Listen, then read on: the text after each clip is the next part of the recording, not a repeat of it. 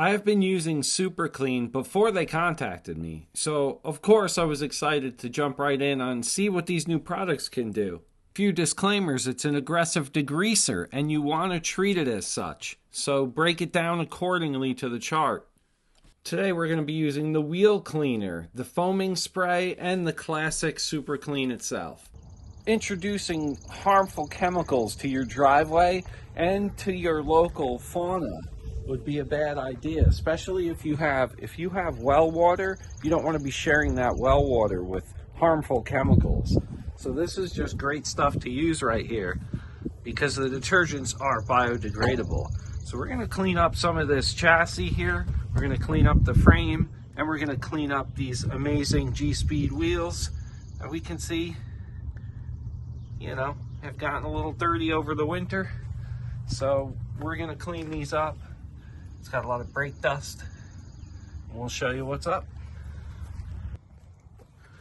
So we used a cleaner on the wheels, and they really, really helped. I mean, it helped on the tire itself and the wheel. And it even cleaned up the caliper really nice behind there. So all in all, I'd say that's a mega win. So now we're gonna move over here. We're gonna clean some of these components here. For this, I'm gonna use some of this aerosol. So I'm expecting this to foam up, which would be really nice. Yep. That's just gonna foam. And that detergent, as it foams away here, get this cap.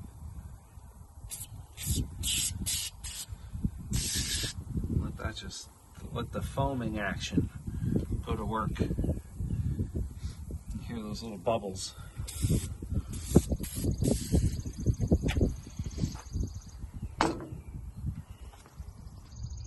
Yeah, parts of that just came out so nice.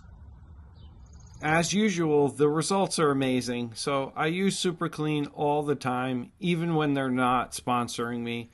I use it on all my vehicles, and I even tackle some household things with Super Clean.